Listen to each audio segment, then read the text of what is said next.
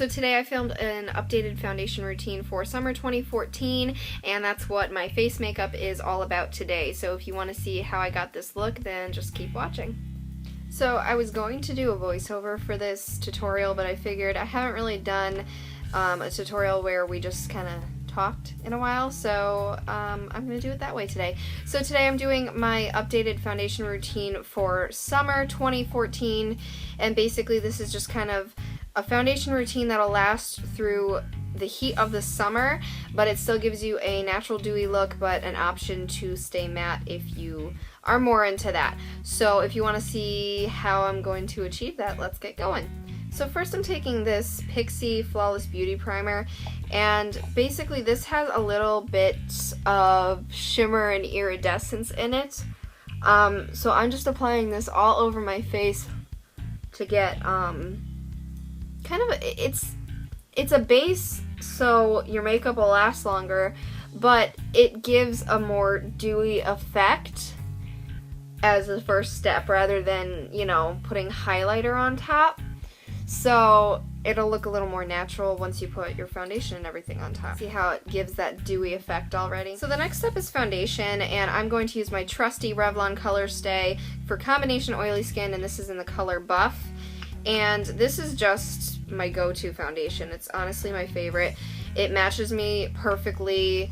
It stays on. It does the job.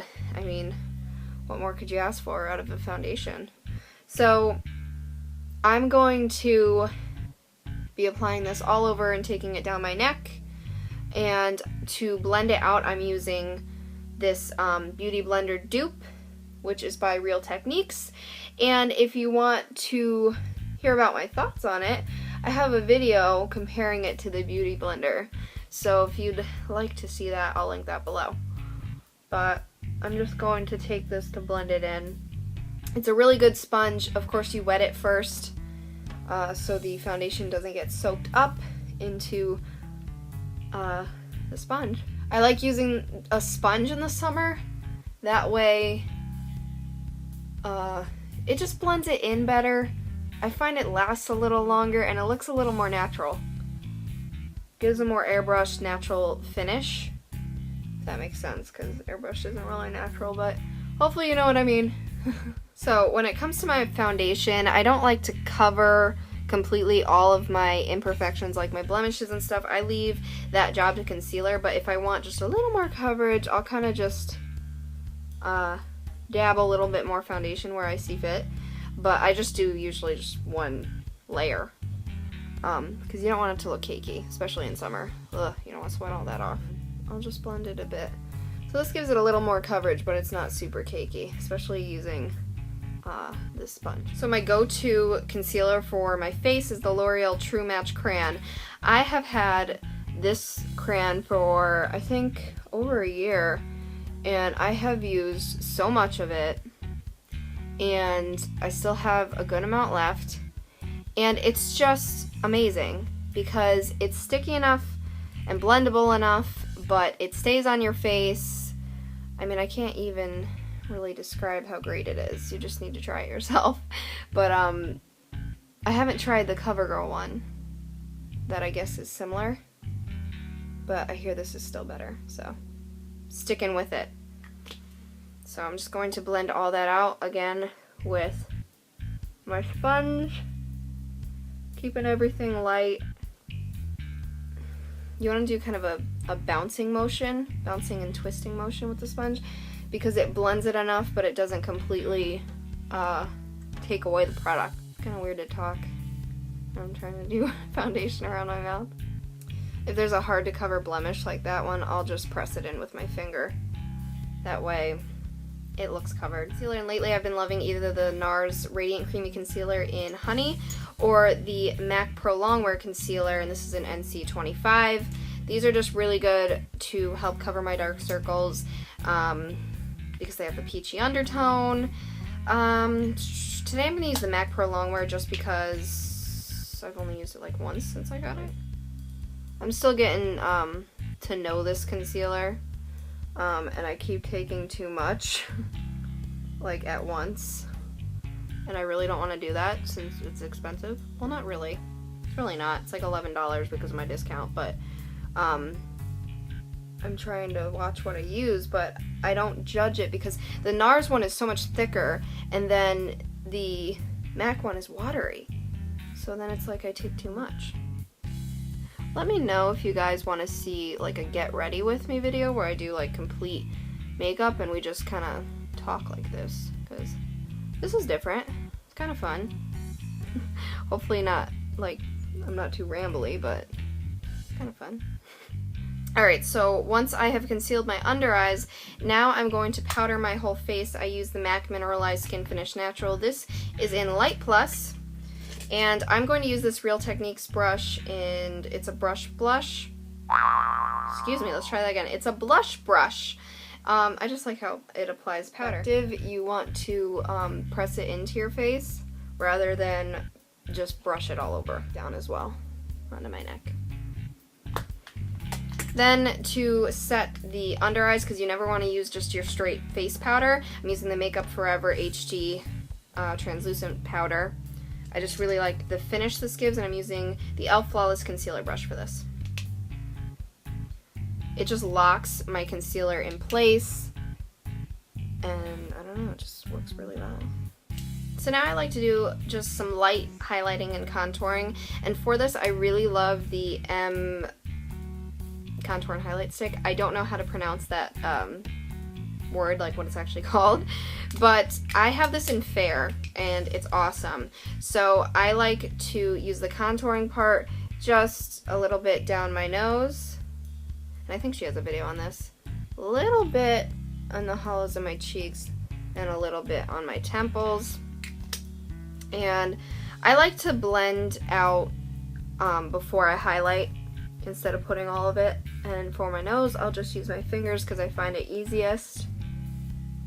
And then for my cheeks and temples, this is the small stipple brush from e.l.f. and it's really good to be used with cream products. Really easy, and it's nice that it'll get into those areas you need to get into. And then it's just really blendable, and it makes such a difference in how your face looks, because you don't want it to look completely flat, but you know, you don't want to be too done up during the day, during a summer day, at least I don't.